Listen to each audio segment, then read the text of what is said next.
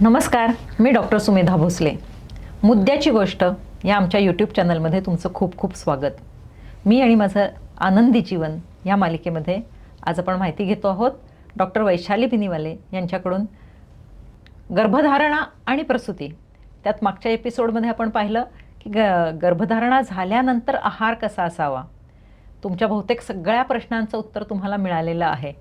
मला एक प्रश्न अजून पडतो की साखर घ्यायलाच पाहिजे का प्रेग्नन्सीमध्ये?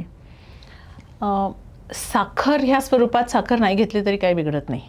आपण कॉम्प्लेक्स कार्बोहायड्रेट्स घेऊ शकतो, म्हणजे डेट्स किंवा सगळे ड्रायफ्रूट्स किंवा फळं ह्याच्यातून आपल्याला मिळतं. आपण मुळात पोळी भात हे खाणारी लोक आहेत, भाकरी खाणारी लोक आहेत, त्यामुळे त्यातनंही आपल्याला कार्बोहायड्रेट्स भरपूर मिळत असतात. त्यामुळे नुसतं साखर या स्वरूपात साखर घेतली पाहिजे किंवा गूळ ह्या स्वरूपात गूळ खाल्लाच पाहिजे असं काही नाही आहे. त्यामुळे आपल्याला ॲडिक्वेट हे विषय. आता असं होतं की प्रेग्नन्सीत खूप जणींना हल्ली आम्हाला डायबिटीस झाल्याचं लक्षात येतं किंवा ॲटलिस्ट ग्लुकोज इंटॉलरन्स तरी असतो. मग या सगळ्यांना आम्ही साखर बंद करायला सांगतो. तेव्हा पहिला प्रश्न असा होतो, बापरे चहातली पण साखर घ्यायची नाही का? तर हो, नाही घ्यायची. मग किंवा मग चहा तरी कमी करा. मग इतर फळातनं साखर घ्या. मग सायकोलॉजिकली बऱ्याच जण मी साखर नाही खाल्ली त्यामुळे मला गरगरायला लागलं. तुमची तेव्हा शुगर चेक करून बघा, शुगर नॉर्मल असते. थोडक्यात नुसती साखर नाही घेतली तरी चालू शकतं. गर्भावर काही परिणाम? काहीच परिणाम होत नाही. कारण असं झालं की हल्ली माझ्याकडे, मी स्टेटस हेल्थ क्लब गेले 35 वर्ष चालवते आणि माझ्याकडे गर्भधारणेपूर्वी वेट लॉस करणाऱ्या बऱ्याच मुली येतात आणि या वेट लॉसमध्ये आम्ही त्यांची पूर्ण साखर बंद करतो आणि त्यांचे आईवडील सांगतात की आता गर्भधारणा झाली आहे, पहिल्यासारखं व्यवस्थित गूळ साखर वगैरे खायला हवं, नाहीतर गर्भावर परिणाम होतो, मूल मतिमंद वगैरे होतं, असे त्यांच्यामध्ये फंडे असतात. अर्थात आम्ही सांगणं वेगळं आणि तुम्ही ॲज अ गायनेकॉलॉजिस्ट त्यांना काय सल्ला द्याल? साखर या फॉर्ममध्ये घ्यायची गरज नाही आहे, कारण आपण अदरवाईज सुद्धा आपल्या इंडियन डाएटमध्ये बऱ्यापैकी कार्बोहायड्रेट्समधून मिळणारी साखर पुरते, तेवढी पुरते. यांना सल्ला आहे हा फक्त की आत्तापासून लाडू बिडू काही सुरू करायची गरज नाही आहे. आपण लाडूचं सुद्धा नंतर बोलणार आहोत, कारण हा अगदी तुपाची बरणी आणि लाडू हा फार कॉमन भारतीय प्रेग्नन्सीमधला विषय आहे. व्यायामाविषयी, कारण त्या मुलींना व्यायाम कंटिन्यू करायचे असतात. साधारण पहिले 2 महिने तर शक्यच होत नाही, पण 3ऱ्या-4थ्या महिन्यामध्ये त्यांना जिम कंटिन्यू करावी का, एरोबिक्स कंटिन्यू करावं का? जिम कंटिन्यू करायला काहीच हरकत नाही आहे. म्हणजे कुठचा ना कुठच्या तरी फॉर्ममध्ये व्यायाम उलट केलाच पाहिजे. 9 महिने केला पाहिजे. अनलेस तुमच्या डॉक्टरांनी काही स्पेसिफिक कॉम्प्लिकेशन्समुळे करू नका असं सांगितलं असेल तर गोष्ट वेगळी, पण नाही तर तो केलाच पाहिजे. तुमच्या प्रीनेटल क्लिनिकमध्ये तुम्ही उलट इन्सिस्ट करता? आम्ही इन्सिस्ट करतो. आणि ह्याच्यामध्ये एकतर वॉक व्हायलाच पाहिजे. तर तुम्ही जिममध्ये असाल तर तुम्ही ट्रेडमिल नक्कीच करू शकता, तुम्ही स्टेशनरी सायकलिंग नक्कीच करू शकता, काहीच प्रॉब्लेम नाही. तुम्ही अपर बॉडी एक्सरसाइजेस करू शकता. कुठचेही एक्सरसाइजेस ज्याच्यामध्ये तुम्हाला खूप उड्या मारायला लागणार आहेत किंवा जर्की मुवमेंट्स होणार आहेत अशा करू नका. म्हणजे ट्रेकिंगला जाऊ नका की जिथे तुम्हाला वेडावाकडं पडण्याची शक्यता आहे किंवा अशा गोष्टी करू नका. पोटावर झोपण्याचे करू नका. कोअर एक्सरसाइजेस म्हणजे त्याच्यामध्ये किगल्स उलट केलं पाहिजे, कारण किगल्स एक्सरसाइजने स्ट्रेंथ राहणार आहे. आणि अँटीनेटल एक्सरसाइजेसमध्ये अजून एक महत्त्वाचा आस्पेक्ट असतो, तो म्हणजे ब्रिदिंग एक्सरसाइजेस करायला पाहिजेत, कारण आपल्याला लंग कपॅसिटी वाढवायची आहे आपली, कारण आपल्या नॉर्मल डिलिव्हरीसाठी त्याचा उपयोग होणार आहे. त्यामुळे उलट ब्रिदिंग एक्सरसाइजेस करायला पाहिजे. एरोबिक एक्सरसाइजने पण तुमची लंग कपॅसिटी वाढणार आहे, त्यामुळे ते तुम्ही उलट कंटिन्यू करायलाच हवेत. अनेक जणींना बॅकएक्स होतात, अनेक जणींचे पाय दुखतात, हे उलट सगळं एक्सरसाइजने कमी होतं. पुष्कळ जणी बरेच वेळ सिटिंग जॉब्स करत असतात, तर त्यांना बॅकएक्स किंवा बॉडी शोल्डर पेन्स किंवा ह्या सगळ्यांना फक्त एक्सरसाइजने उपयोग होतो. सगळ्या आई आणि सगळ्या सासूबाई लक्षात ठेवा, जिममध्ये येऊन व्यायाम करण्याने धोका नाही आहे. आणि तुम्ही जर तिथल्या तज्ज्ञांना सांगितलं प्रेग्नंट आहोत तर ते त्या पद्धतीने तुमचा कार्यक्रम आहे तो डिझाईन केला जातो. एकीकडे या म्हणतात की आम्ही खूप ॲक्टिव्ह असायचो, त्यामुळे नॉर्मल डिलिव्हरी व्हायची, त्यामुळे तर तू घरचं काम करायला लाग. आणि मी असं पाहिलं की झाडून काढायला वगैरे सांगणाऱ्या सुद्धा आया आहेत. तर त्यात कितपत तथ्य? ॲक्च्युली अनेक वेळेला असं होतं की आई किंवा सासू किंवा आजी घरातली म्हणते की वाकून ही कामं कर किंवा झाडून घे, खालती 2 पायावर बसून कामं कर, पुसून घे. तर ज्या मुलीने आयुष्यात कधी घरात झाडलेली नसतं, त्यांना बिलकुल सवय नसते, अशा मुली अचानक झाडायला लागतात प्रेग्नन्सी राहिल्यानंतर किंवा वाकून काहीतरी कामं करायला लागतात. हे करू नका. ज्याची तुम्हाला सवय आहे, ज्या कामांची तुम्हाला सवय आहे ती सगळी कामं कंटिन्यू, म्हणजे तुम्ही कायमच झाडत असाल तर झाडत चाल ठेवा. यात आम्ही असं म्हणतो की कमरेत वाकून झाडू नका, त्यापेक्षा गुडघ्यातून वाकून तुम्ही कामं करा. पण प्रेग्नन्सी राहिली आहे म्हणून अचानक आता मी हा वेगळ्या प्रकारचं काम किंवा व्यायाम सुरू केला आहे असं करू नका. यापेक्षा उलट तुम्ही जिममध्ये जाऊन किंवा फिजिओथेरपिस्टच्या सुपरविजनखाली तुम्ही एक्सरसाइजेस केलेत तर तुम्हाला त्रास त्याचे कमी होणार आहेत. आणि तुम्ही मगाशी म्हणालात त्याप्रमाणे की जसं गायनेकॉलॉजिस्टना 2 महिने आधी भेटायला पाहिजे, तसं प्रेग्नन्सीच्या आधी जे प्रेग्नन्सीमध्ये युजफुल ठरणार आहेत व्यायाम, त्याचे जर प्रॅक्टिस करत राहिलात तर त्याचाही नक्कीच फायदा नक्की होईल. फायदा होईल. आहाराविषयी झालं, व्यायामाविषयी झालं, मुख्य म्हणजे अयांचं आणि सासूबाईंचं आपण ह्याच्यामध्ये समाधान केलेलं आहे, त्यांच्या शंकांचं नक्कीच की व्यायाम करायला काहीही हरकत नाही आहे. अचानक कुठले तरी व्यायाम सुरू करू नका. आणि दुसरी गोष्ट म्हणजे प्रेग्नंट आहात म्हणून व्यायाम बंद करा असंही करायची आवश्यकता नाही. डोहाळे जेवणाबद्दल एक मला बोलायचं होतं की डोहाळे जेवणांचं किंवा डोहाळे हे जे प्रकार आहेत त्याचं कसं नियोजन करायला हवं? डोहाळे म्हणजे थोडक्यात तुम्हाला काहीतरी स्पेसिफिक खावंसं वाटणं हे डोहाळे, की एखाद्या गोष्टींचं क्रेविंग होणं की हे काहीतरी खावंसं वाटते. सेफ्टी मेजर्स घेऊन, म्हणजे मला एखादी गोष्ट खावीशी वाटते म्हणून मी जाऊन ती बाहेरून नाही घेऊन खाणार आहे, मी घरात बनवून ती खायला काही हरकत नाही, ती मॉडरेशनमध्ये खायला हरकत नाही. खूप तेलकट खूप तिखट टाळा, पण अदरवाईज गोष्टी कौतुकाचा वेळ आहे हा, त्यामुळे कौतुकाचा काळ आहे, त्यामुळे सगळ्यांकडनं कौतुक करून घ्या, काही हरकत नाही आहे, फक्त एव्हरीथिंग इन मॉडरेशन. डोहाळे जेवणाबद्दल पुष्कळ वेळेला असं होतं की अनेक मुली येतात आणि नाही आता खूप वजन वाढलं, कशामुळे? नाही माझी सध्या डोहाळे जेवणं चालली आहेत ना, कारण प्रत्येक ठिकाणी कंपल्सरी गोड खायला लागत आहे, प्रत्येक ठिकाणी खूप जास्त खायला लागत आहे, तर असं आवडलेल्या पदार्थांचा मारा केला जातो असं. किंवा आपल्याला जे योग्य वाटतं की हे डोहाळे जेवणासाठी योग्य आहे, म्हणजे पंचपक्वान्न वगैरे हे केली जातात, तर तसं नक्की करू नका. न्यूट्रिशियस गोष्टी परत इन मॉडरेशन खायला, डोहाळे जेवण कौतुक करून घ्यायला काही हरकत नाही आहे, पण त्याचा अतिरेक नको. म्हणजे त्याच बाहेर डोहाळे जेवण नको, म्हणजे हॉटेलमध्ये जाऊन डोहाळे जेवण केली आहेत, ह्याच्यापेक्षा घरी काहीतरी साधं अन्न तुम्ही शिजवा आणि ते खाते बेटर. हां, म्हणजे एकत्र भेटून आनंदाने मजेत लाड करून घेत आवडता घरीच शिजवलेला पदार्थ करून डोहाळे जेवण साजरं करायला हरकत नाही. दुसऱ्या ट्रायमिस्टरमध्ये काही काळजी घ्यायची असते विशेष? दुसरा ट्रायमिस्टर म्हणजे 12 आठवडे ते 28 आठवडे, हा आम्ही त्यातल्या त्यात चांगला ट्रायमिस्टर म्हणतो.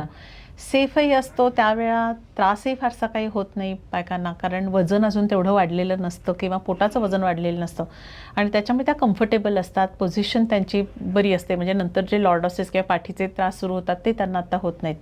त्यामुळे हा पिरियड एकूण छान मजेत जाणारा पिरियड आहे. त्या वेळेत फक्त एवढं नक्की करा की त्यावेळेला स्वतःची काळजी नीट घ्या, म्हणजे डाएट, एक्सरसाइज हे सगळं चांगलं फॉलो करा. प्रश्न कधी होतो तर तिसरा ट्रायमिस्टर सुरू झाला की प्रश्न येतो, कारण तोपर्यंत सगळ्यांना अगदी कंटाळा यायला लागतो. 5-6 महिने मी डाएट नीट ठेवले, आता मला अगदी कंटाळा आला आहे, किंवा 5-6 महिने मी दररोज एक्सरसाइज करत होते, आता मला खूप कंटाळा आला आहे. तर तो पिरियड खूप महत्त्वाचा आहे. सेकंड ट्रायमिस्टरमध्ये फक्त 2 गोष्टी आहेत. एक आपण 12 आठवड्याची सोनोग्राफी म्हणली, ती सोनोग्राफी आपण 12 आठवड्याची करतो.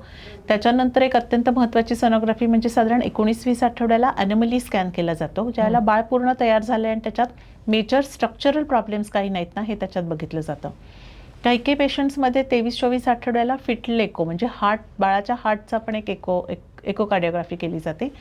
आणि त्याच्यानंतर मात्र ग्रोथ स्कॅन्स असतात, म्हणजे मग 28 आठवड्याला ग्रोथ स्कॅन असू शकतो की ज्याच्यामध्ये आपल्याला बाळाची वाढ कमी होते का वगैरे जाणवतं. प्रेग्नन्सीतले जे सगळ्यात 2 महत्त्वाचे स्कॅन्स आहेत तो म्हणजे 12 आठवड्याचा स्कॅन आणि 19 आठवड्याचा ॲनोमली स्कॅन, तर ते 2 मात्र नक्की करायला हवेत. आणि या मधल्या ट्रायमिस्टरमध्ये डाएट, एक्सरसाइज, रेस्ट ह्याच्याबरोबर आयर्न आणि कॅल्शियमच्या गोळ्या अलॉंग विथ फॉलिक ॲसिड हे तर घ्यायला पाहिजेत. याशिवाय तुमची काही रिक्वायरमेंट असेल तर डॉक्टर तुम्हाला त्याप्रमाणे गोळ्या देतील, म्हणजे वजन नीट वाढत नसेल तर प्रोटीन सप्लिमेंटेशन देतील, किंवा काय पायात क्रॅम्प्स असतील तर त्याप्रमाणे मॅग्नेशियम किंवा व्हिटॅमिन ई देतील, तर ते डॉक्टर तुमच्या ॲज पर पेशंट ते प्रिस्क्राईब करतील. एक प्रश्न माझा विचारायचा राहिला की IT मधल्या मुली असतात, ते कम्प्युटरला फार एक्सपोजर नको वगैरे असं काही आहे का त्याच्यामध्ये, की त्यांनी जॉब किती दिवस करावेत, कधी बंद करावेत? जॉब अगदी 9 महिने करायला सुद्धा हरकत नाही आहे. फक्त हे 9 महिने जॉब करताना, कोणताही जॉब असो, ITच असं नाही, फक्त स्वतःची काळजी नीट घ्यायला पाहिजे. आता ITमध्ये विशेषतः 2 प्रकारचे प्रॉब्लेम्स आम्हाला दिसतात. एक म्हणजे सिटिंग जॉब असतो आणि अनेक तासनतास जॉब करायला लागतो, म्हणजे 8-8, 10-10 तास त्यांना जॉब करायला लागतो. अशा वेळेला मी त्यांना सांगतो की दर 2 तासांनी एक छोटा 10 मिनिटाचा ब्रेक घ्या. या ब्रेकमध्ये ग्लासभर पाणी प्या, बाथरूमला जाऊन या, थोडंसं स्नॅक्स काहीतरी खा आणि त्याच्याचबरोबर थोडे शोल्डर आणि बॅक ह्या दोन्हीसाठी एक्सरसाइजेस करा. अँकलचं फ्लेक्शन एक्सटेन्शन करा, म्हणजे मग थोडक्यात पायावर सूज जास्त येणं किंवा पाठदुखी होणं हे होणार नाही. म्हणजे तुम्हाला जास्तीत जास्त दिवस उलट काम करता येईल. IT मुलींना फायदा असा आहे की त्यांना पुष्कळ वेळेला वर्क फ्रॉम होमसुद्धा करता येतं, विच इज व्हेरी बेनिफिशियल, कारण त्याच्यात अननेसेसरी ट्रॅव्हलिंग आणि त्यातला वेळ वाचतो. त्यामुळे वर्क फ्रॉम होम ज्यांना करता येतं त्यांनी वर्क फ्रॉम होम अधूनमधून का होईना पण करायला हरकत नाही.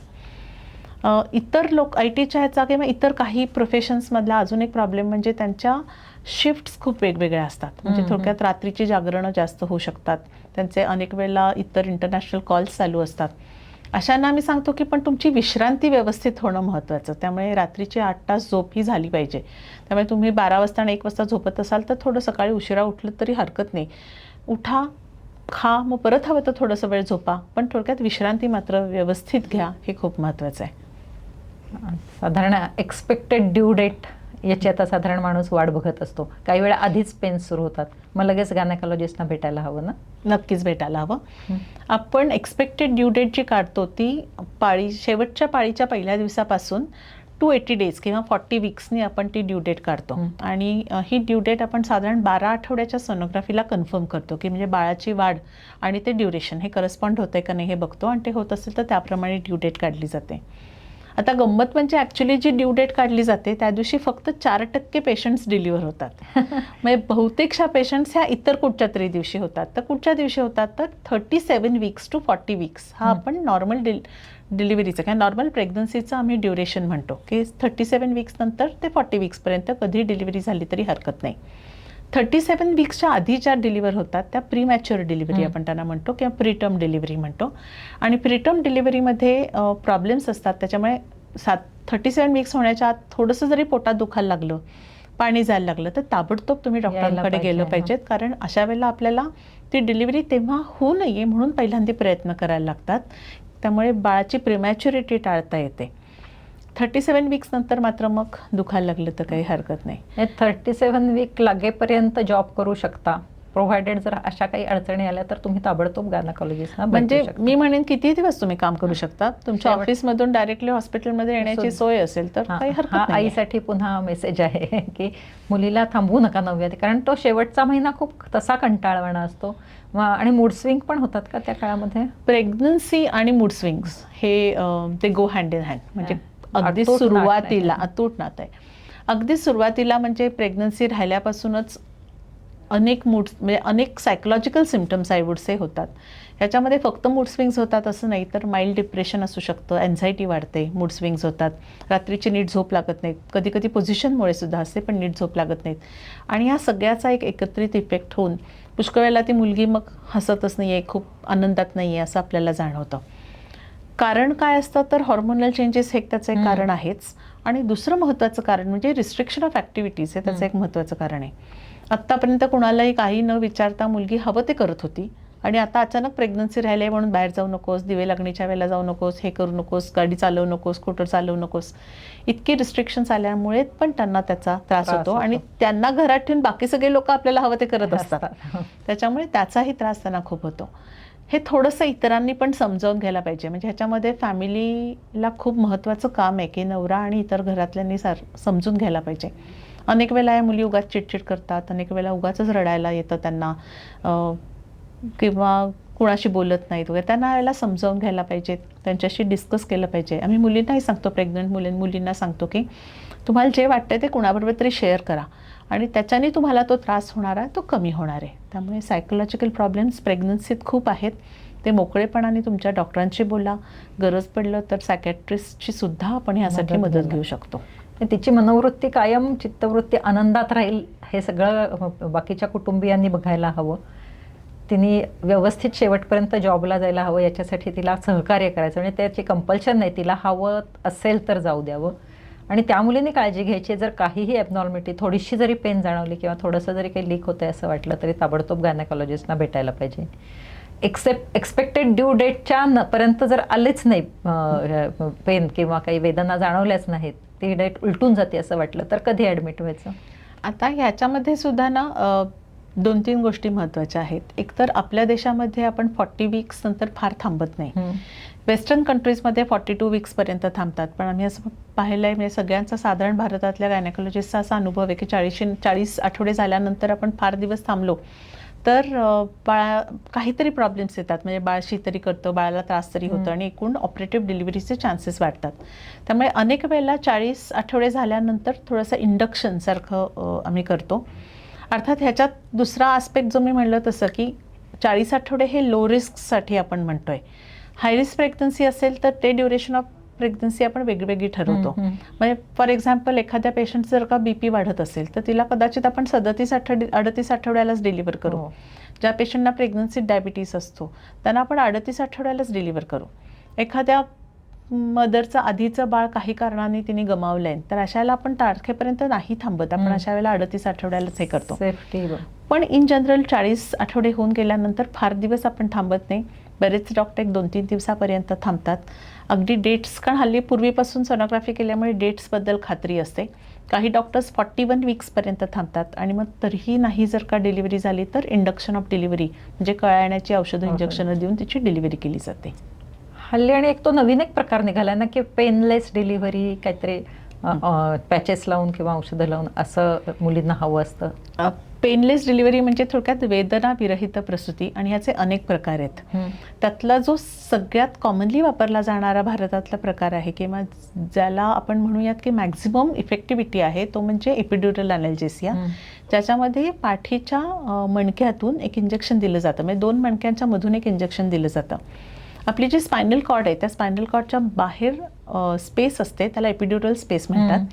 आणि त्या एपिड्युरल स्पेसमधून नर्व्स बाहेर येतात आणि त्यावेळेला त्या नर्व्सला समजा अनॅल्जेसिक किंवा पेन किलरचं इंजेक्शन दिलं, बधीर केलं तर थोडक्यात ती पेन कमी होते. पेन कमी झाली तरी कॉन्ट्रॅक्शन्स कमी होत नाहीत. कॉन्ट्रॅक्शन्स आहेत तशीच चालू राहतात. फक्त 90% परसेप्शन ऑफ पेन हे कमी होतं, 10% चालू राहतं. आणि त्याच्याचमुळे आपल्याला पेन कमी झाल्यामुळे पुष्कळ वेळेला आम्हाला असं जाणवतं की मुली जास्त चांगल्या पद्धतीने ॲक्सेप्ट करतात. डिलिव्हरी प्रोसेस खूप चांगल्या पद्धतीने त्यांची होते. अनेक वेळेला पूर्वीच्या काळी मुली असं म्हणायच्या की नाही मला ते पेन सहन नाही होत त्यामुळे आता मला सिझर करा.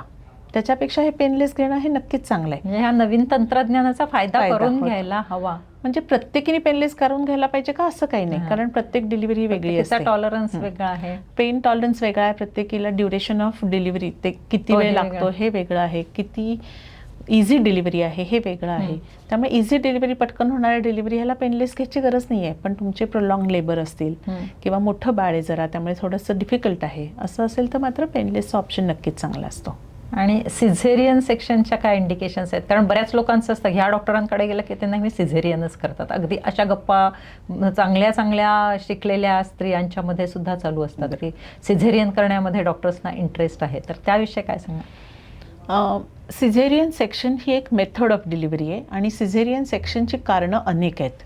यातली आपण काही कारणं असं म्हणूयात की ती आधी ठरवता येतात आणि काही कारणं आयत्या वेळेला ठरतात. म्हणजे आपण असंही ऐकतो की कधी कधी म्हणतात नाही शेवटपर्यंत नॉर्मल होईल असं म्हणले आणि मग अचानक सिझर केलं. तर आधी ठरणारी कारणं कुठची असतात? तर समजा बाळाची पोझिशनच उलटी आहे, म्हणजे पायाळू बाळ आहे तर आपल्याला सिझेरियन सेक्शन करायलाच लागतं. किंवा वार खालच्या भागात आहे, प्लासेंटा प्रिव्हिया म्हणतात, तर अशा वेळेला ब्लिडिंग होण्याची शक्यता असते, त्याच्यामुळे सिझेरियन सेक्शन करायला लागतं. आधीची 2 सिझर्स असतील तर सिझेरियन सेक्शन केलं जातं. किंवा कधी कधी बाळाचा आकार खूप मोठा आहे त्यामुळे आईची जी पॅसेज आहे तो पॅसेज छोटा आहे तर सिझेरियन सेक्शन करायला लागतं. हे सगळे सिझेरियन सेक्शनची कारणं आपण आधी ठरवू शकतो आणि त्याच्यामुळे त्या आधीच ठरवून प्लॅन्ड सिझेरियन सेक्शन्स केली जातात. पण काही वेळेला मात्र किंवा किंबहुना मी म्हणेन जास्त वेळेला ही सिझेरियन सेक्शन्स आयत्या वेळेला ठरतात. ती का ठरतात? तर प्रोग्रेस होत नाही आहे, म्हणजे कळा सुरू झाल्या आहेत पण डिलिव्हरीची प्रोग्रेसच होत नाही आहे. याला काही विशिष्ट अवधीनंतर जर का डिलिव्हरी झाली नाही तर आपल्याला सिझेरियन सेक्शन करायला लागतं. आपण त्याला नॉन प्रोग्रेस ऑफ लेबर म्हणतो. किंवा कधी कधी बाळाचे ठोके कमी व्हायला लागतात, बाळांनी शी केली आणि बाळाला त्रास होतोय असं लक्षात येतं, यावेळेला आपल्याला सिझेरियन सेक्शन लास्ट मिनिट ठरवून करायला लागतं. त्यामुळे अनेको इंडिकेशन्स आहेत, काही रिकरंट आहेत म्हणजे परत परत होणारी आहेत, काही एखाद्याच वेळेला होणारी आहेत, काही आधी ठरवता येतात, काही आयत्या वेळेला ठरतात. त्यामुळे एवढंच आपल्याला फक्त हेतू असतो की at the end of delivery mother आणि बेबी हे दोघंही जण सुखरूप छान असले पाहिजेत, हे आपलं सगळ्यात महत्त्वाचं एम आहे. आणि हे एम सांभाळून जर का आपल्याला नॉर्मल डिलिव्हरी करता आली तर ती उत्तम गोष्ट आहे. त्यामुळे गायनाकोलॉजिस्टनाही नॉर्मल डिलिव्हरीच हवी असते, फक्त बाळाच्या सुरक्षिततेसाठी आणि मातेच्या सुरक्षिततेसाठी काही वेळा सिझेरियन सेक्शनचा फायदा करून घेऊन त्यांना त्या निर्णयापर्यंत यायला लागतं. आता डिलिव्हरीनंतरचा ते मगाशी मी जो सांगितला आहार, की ताबडतोब तुपाच्या बरण्या आणि डंकाचे लाडू याचा मारा केला जातो, तर त्याविषयी काय सांगाल? खूप वेळा आम्ही असं बघतो की पेशंट जेव्हा बाळ पोटात असतं, 9व्या महिन्यात येते, तेव्हा तिचं जेवढं वजन असतं, डिलिव्हरी करून घरी गेली आणि त्यानंतर 1 महिन्याने आम्ही जेव्हा बोलवतो तेव्हा ती परत येते 1-1.5 2 महिन्यांनी, त्यावेळेला तिचं वजन ऑलमोस्ट परत तेवढंच झालेलं असतं. म्हणजे जे काय 5-6 किलो वजन कमी झालेलं असतं डिलिव्हरीनंतर, ते सगळंच वजन परत मिळतं. याचं कारण असं आहे की पुष्कळ वेळेला आपल्या कल्चरमध्ये गोड खाल्लं पाहिजे, तूप खाल्लं पाहिजे, साखर खाल्ली पाहिजे, ह्याबद्दलचे जे चुकीचे कन्सेप्ट्स आहेत त्याच्यामुळे असं केलं जातं. तर चांगला आहार घ्यायला पाहिजे. दूध वाढण्यासाठी किंवा दूध चांगलं येण्यासाठी काय महत्त्वाचं असतं, तर त्याला आम्ही गॅलेक्टोगॉग म्हणतो. म्हणजे थोडक्यामध्ये मेथ्या किंवा शतावरी ह्या गोष्टी चांगल्या आहेत की ज्याच्यामुळे दूध वाढतं. भरपूर पाणी पिणं हे खूप महत्त्वाचं आहे. त्यामुळे कॅल्शियमचं इंटेक वाढायला पाहिजे, त्यामुळे दुधाचं प्रमाण तुम्ही वाढवायला हवं. कॅल्शियमच्या गोळ्यासुद्धा आम्ही वाढवतो. पण ह्या व्यतिरिक्त खूप तूप, खूप साखर, खूप ऑइली खाण्याची काहीच गरज नाही. याच्याबरोबर दुसरं असंही आम्ही बघतो की काही काही फॅमिलीजमध्ये फक्त भाकरी चुरून कशाचं तरी पाल्याबरोबर, त्याच्यात मीठ नाही घालत, काहीच घालत, तिखट घालत नाहीत, असं पण खायला देतात. असंही खायची गरज नाही आहे. तुम्ही नॉर्मल नेहमीचा आहार जो असतो तो सगळा आहार घेऊ शकता. आपल्या दाताला काहीतरी त्रास होईल असं समजलं जातं. असं काही दातांना काही होत नाही, कारण तुम्ही कॅल्शियमच्या गोळ्या घेताय, तुम्ही आयर्नच्या गोळ्या घेताय. तिसरा महत्त्वाचा असा एक गैरसमज आहे की तुम्ही जे खाता ते लगेचच बाळाला जातं, त्याच्यामुळे बाळाला त्रास होईल म्हणून हे खाऊ नका. तर म्हणजे पुष्कळ वेळेला कडधान्य वगैरे त्यामुळे दिली जात नाहीत, कारण नाही तर बाळाला गॅसेस होतील. तर असं आहे की जी बाळं ब्रेस्टफेड असतात त्या बहुतेक बाळांना गॅसेस होतातच. त्यामुळे आईने कडधान्य खाल्लं नाही खाल्लं तरी बाळाला मात्र गॅसेस होणार आहेत. हे गॅसेस त्या बाळाच्या त्या पचनशक्तीवर अवलंबून असतात, त्यामुळे काही काही बाळांना गॅसेस होतात. त्यामुळे कडधान्यांशी डायरेक्ट संबंध नाही. उलट प्रथिनांचं प्रमाण जास्ती असायला पाहिजे. त्याच्यामुळे सगळं खा आणि चांगलं खा. मी कधी कधी गंमत म्हणून म्हणते की अरे तू आंबा खाल्लास की लगेच तुझ्या बाळाला मँगो मिल्कशेक नाही मिळत. तर तू जे काय खाशील ते सगळं पचतं आणि मग त्याच्यातून वेगवेगळं एकत्र दूध तयार होतं. त्यामुळे इतकं डायरेक्ट मी हे खाईन ते बाळाला मिळेल असं नसतं. अर्थात बाहेरचं खाऊ नका, कारण इन्फेक्शन मात्र तसं बाळाला नक्की मिळू शकतं. त्यामुळे बाळाला इन्फेक्शन होणार नाही हे बघा. आता आपण अगदी सगळ्यात शेवटी अगदी महत्त्वाचा टॉपिक आहे तो स्तनपान, त्याच्याबद्दल बोलूया.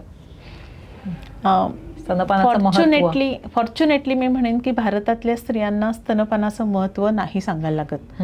डिलिव्हरी झाल्यानंतर स्तनपान करायचं हे ऑलमोस्ट प्रत्येकीला ॲक्सेप्टेड असतं, कारण त्यामुळे काही प्रॉब्लेम नसतो. याच्यात काही काही खूप महत्त्वाच्या गोष्टी आहेत की स्तनपान कधी सुरू करावं, तर डिलिव्हरी झाल्यानंतर लगेचच स्तनपान सुरू करावं.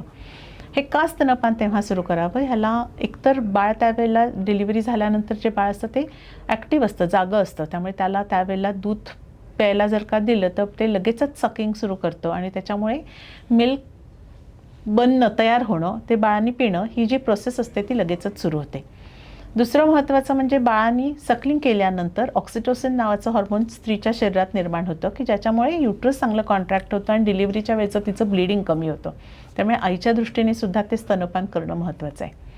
आता स्तनपानाचं दुसरं असं आहे की स्तनपान किती वेळाने करावं, तर आम्ही म्हणतो डिमांड फीड असावं, म्हणजे बाळांनी मागितलं की द्यावं. पण 3-4 तासापेक्षा जास्त वेळ जात असेल, बाळ दूध मागत नसेल, तर मात्र त्याला उठवून आपल्याला दूध द्यायला पाहिजे. प्रीमॅच्युअर बेबी, डायबेटिक मदर्सची बेबी ह्यांना आम्ही दर 2-2 तासांनी स्तनपान करा. किंवा खूप मोठं बाळ असेल तरी, जास्त वजनाचं बाळ असेल, कमी वजनाचं बाळ असेल तरी त्यांना 2-2 तासांनी स्तनपान करा असं सांगतो. स्तनपानाचा सगळ्यात महत्त्वाचा फायदा म्हणजे त्याच्यातून बाळाला अँटीबॉडीज मिळतात, म्हणजे आईच्या शरीरात जे अँटीबॉडीज तयार होतात, जी इम्युनिटी तयार होते, त्यामुळे ती बाळाला मिळते आणि त्याच्यामुळे बाळाला इन्फेक्शन्स होण्याची शक्यता, जंतुसंसर्ग होण्याची शक्यता कमी होते. त्यात असं पण एक असतं की कधी कधी आईला ताप येतो, मग ती विचारते की मी बाळाला फिडिंग करू का नको, तर नक्की करा, कारण उलट तुमच्यामुळे बाळाला इन्फेक्शन होणारच आहे. तर तुमच्या शरीरात जे अँटीबॉडीज तयार होतील तर ती पण उलट बाळाला मिळतील. त्यामुळे अगदी खूप आजारी असलेल्या एखाद्या आईने फक्त करू नये किंवा HIV वगैरे इन्फेक्शन्स असलेल्या आईने करू नये, पण बाकी सगळ्या स्त्रियांनी स्तनपान करावं. पण मग तेव्हा काही औषधं घ्यायला प्रतिबंध असतो? औषधं हो, कारण काही औषधं स्तनपानातून त्या दुधातून जातात, त्यामुळे औषधं घेताना डॉक्टरना विचारूनच घ्या. विचारल्याशिवाय आणि इथे आईसाठी पण महत्त्वाची गोष्ट अशी आहे की जेव्हा स्तनपान करते आई तेव्हा तिने कॅल्शियम नक्की घेत राहायला पाहिजे. कारण अनेक जणी डिलिव्हरी झाल्यानंतर सगळं बंद करून टाकतात, मग त्यांना नंतर हे हाडं दुखतायत, हे जॉईंट दुखतायत, हे सगळं सुरू होतं. त्यामुळे ते कॅल्शियम स्तनपान करताना घ्यायलाच पाहिजे.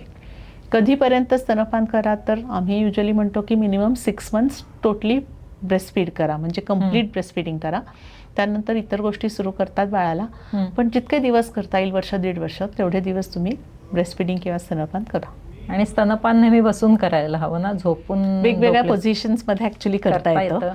फक्त एवढंच आहे की स्तनपान करताना तुम्ही जर का तुम्हाला झोप लागणार नाही आणि प्रेशर बाळावर येणार नाही एवढं फक्त बघा. नाही तर वेगवेगळ्या पोझिशन्स असतात तुम्हाला युजली डिलिव्हरी नंतर त्या सांगितल्या जातात. आता ब्रेस्ट फिडिंग पिलोज मिळतात किंवा त्यामुळे कम्फर्टेबल पोझिशनमध्ये तुम्हाला बसून हे करायला पाहिजे.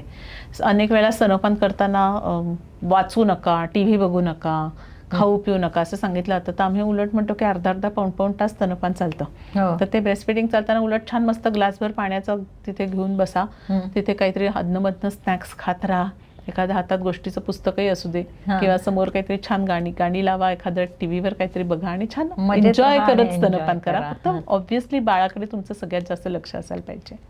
हा विषय बाळंतपण हा अगदी प्रत्येक स्त्रीने पूर्वापारपासून चालत आलेला आहे, घरी डिलिव्हरी होण्यापर्यंत इथपर्यंत आलेलो आहोत. पण सध्याच्या दृष्टीने काय आवश्यक आहे याविषयी तुम्ही सगळ्या शंकांचं अतिशय उत्तम निर्मूलन केलेलं आहे आणि अतिशय सोप्या भाषेमध्ये तुम्ही सांगितलेलं आहे. हा इतका व्हिडिओ उपयुक्त झालेला आहे की सगळ्या माझ्या एजच्या ज्या म्हणजे किंवा आपण म्हणूया 50च्या पुढच्या ज्या आया आहेत, 50 आणि ऑनवर्ड्स, त्या सगळ्यांच्या शंका नक्की ह्याच्यामधून दूर झालेल्या असतील. तर तुम्ही जरूर हा व्हिडिओ लोकांच्यापर्यंत शेअर करा, पोहोचवा. आपण सगळ्यांनी मिळून वैशालीताईंचे आभार मानूया. धन्यवाद डॉक्टर वैशाली. थँक्यू.